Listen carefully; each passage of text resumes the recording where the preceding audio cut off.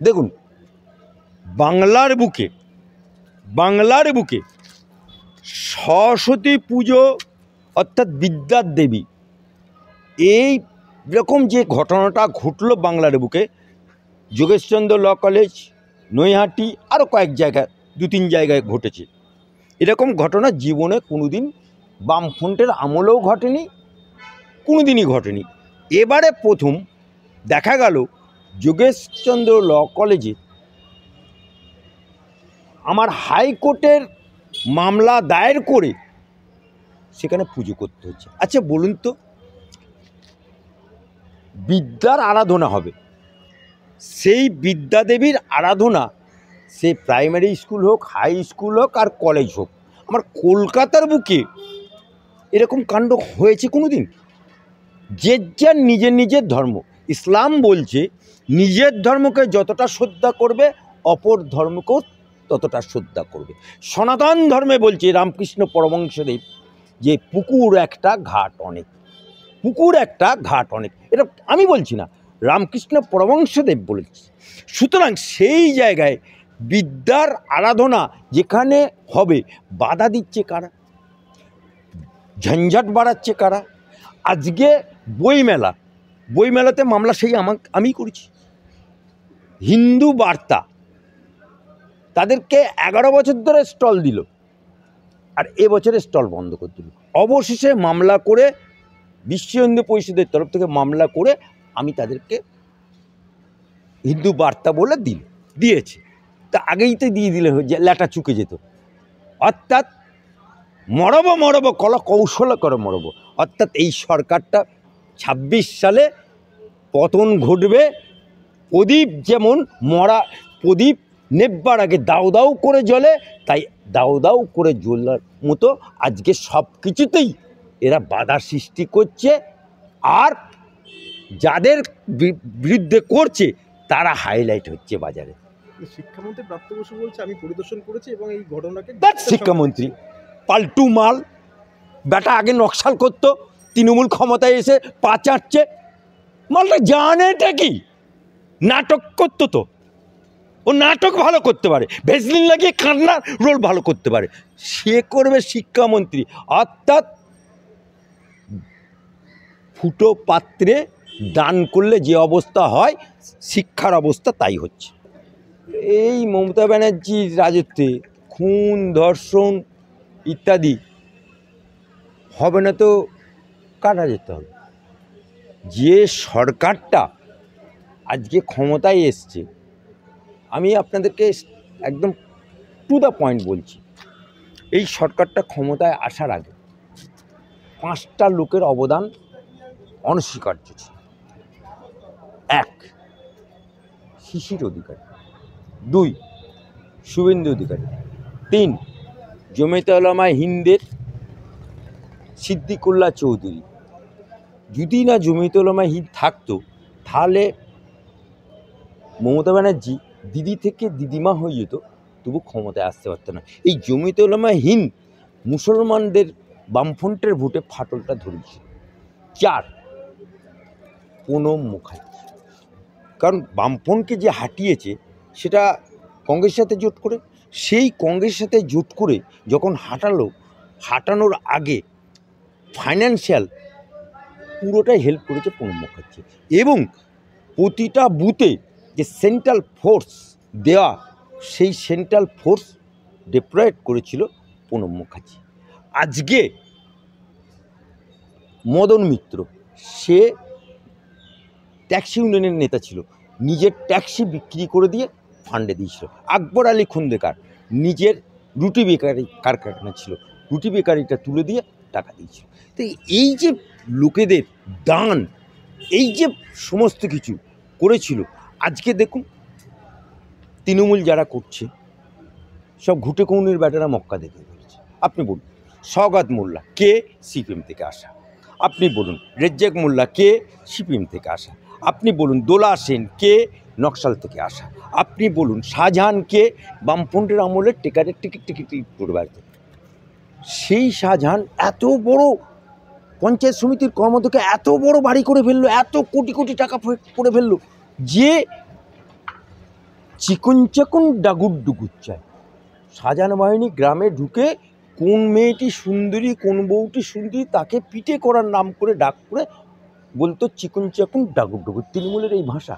আজকে এই যে কোটি কোটি টাকার মালিক হয়ে গেছে, শুধু টাকা হয়ে শিক্ষামন্ত্রীর ঘনিষ্ঠ অপা, যার বাড়িতে টাকা গোনার জন্য মেশিন আনতে হলো। আজকে খাদ্যমন্ত্রী বালু জেল খাচ্ছে।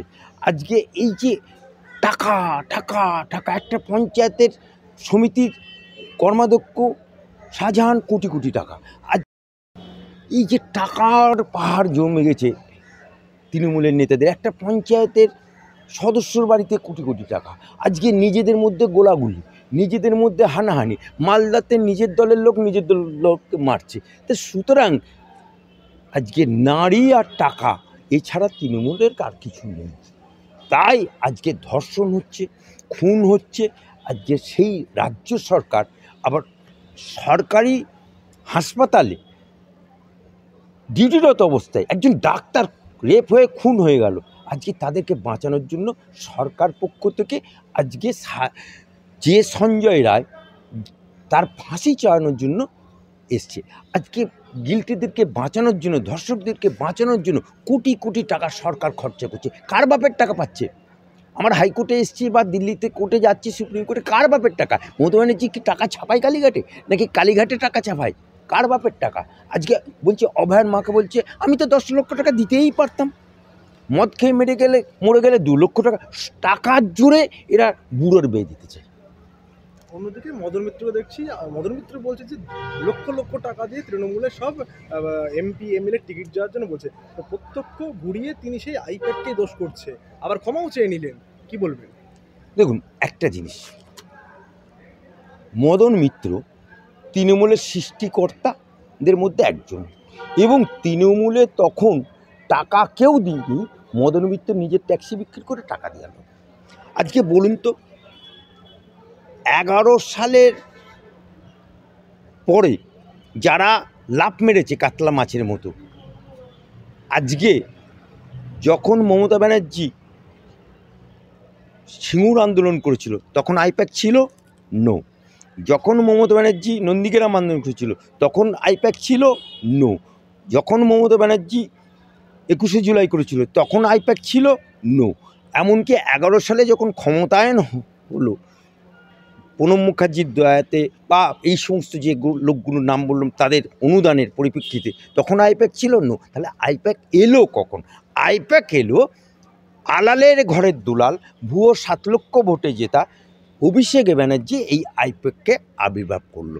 আর অভিষেক ব্যানার্জি বা এলো কখন? ক্ষমতায়ন হওয়ার পরে, মমতা ব্যানার্জি ক্ষমতায়ন হওয়ার পরে ডায়মন্ড হারবারে যখন সোমেন মিত্র রেজিগনেশন দিল, তখন এই আলালের ঘরের দুলালকে ভুয়ো 7 লক্ষ ভোটে অভিষেক ব্যানার্জি নাকি MBA পড়তে গেছিল, আজও বাপের জন্মে দেখাতে পারেনি তার MBA ডিগ্রিটা। সেই লোকটিকে দাঁড় করিয়ে ও জিতে গেল। জিতে দেখছি এই তো বিশাল মধুর হাঁড়ি, মধু চাটতে চাটতে চাটতে নিজেও মধু চাটলো, আর বাংলায় যত চোর দেখছেন সবাইকেই মধু চাটিয়ে দিল। সুতরাং আজকে পঞ্চায়েতের মেম্বার সে যদি টিকিট নিতে যায় 20 লক্ষ টাকায়, MLA টিকিট বিক্রি করছে 1 কোটি টাকা, সে তার টাকা তো ডবল করবি। এই কারণেই মদন মিত্র একটু ঠোঁট কাটা লোক, তাই ঠোঁট কেটেছে। এরপরে ফোকাস করতে পারে, দল থেকে বহিষ্কার করে দিতে পারে। ওদের দল ন্যাজে কাটবে না পেটে কাটবে না মুড়োই কাটবে, ওরা বুঝুক। রাজ্য থেকে, রাজ্য হাইকোর্ট থেকে শুরু করে সুপ্রিম কোর্ট একের পর এক মামলায় ধাক্কা খাচ্ছে রাজ্য। গতকালই দেখলাম যে ওবিসি মামলা তো ধাক্কা খেলো। এই এত টাকা খরচা করে, লক্ষ লক্ষ কোটি কোটি টাকা খরচা করে উকিল যাচ্ছে, মানে কী হচ্ছে? কোথাও সেই সুপ্রিম কোর্টে কি বারবার ধাক্কা খাচ্ছে? দেখুন, বাপের টাকা থাকলে যেত না, এটা জনগণের টাকা, তাই মস্তব করতে ওরা নিয়ে যাচ্ছে, কিন্তু আখেরে বাংলার মানুষেরই ক্ষতি হচ্ছে। আমরা দেখলাম যে দত্তপুর কাণ্ডে সম্প্রতি যেভাবে কাটামুন্ডু দেহ উদ্ধার হচ্ছে, একের পর এক বিভিন্ন জায়গা থেকে এইরকম দেহ উদ্ধার হচ্ছে, পুলিশ প্রশাসন তাহলে কি করছে? পুলিশ প্রশাসনকে নিকম্মা বানিয়ে দিয়েছে, পুলিশ প্রশাসনকে ধ্বজভঙ্গ বানিয়ে দিয়েছে। কলকাতা পুলিশ একদিন আমাদের গর্ব ছিল, বাংলার পুলিশ আমাদেরকে গর্ব ছিল। আজকে কলকাতার বুকে পুলিশ থানায় ঢুকলে, তৃণমূলের নেতারা ঢুকলে পুলিশগুলোকে, আমার কলকাতা পুলিশগুলোকে খাতা দিয়ে মাথা ঢাকতে হয়। এই পুলিশগুলোকে নপুংসক বানিয়ে দিয়েছে, ধ্বজভঙ্গ বানিয়ে দিয়েছে। তা নাহলে শাহজাহান যখন ধরা পড়লো, বেঙ্গল পুলিশ ধরলো, সামনে পুলিশ, ডায়ে পুলিশ, পেছনে পুলিশ, বাঁয়ে পুলিশ, কোর্টে উঠছে, ভি চিহ্ন দেখাচ্ছে।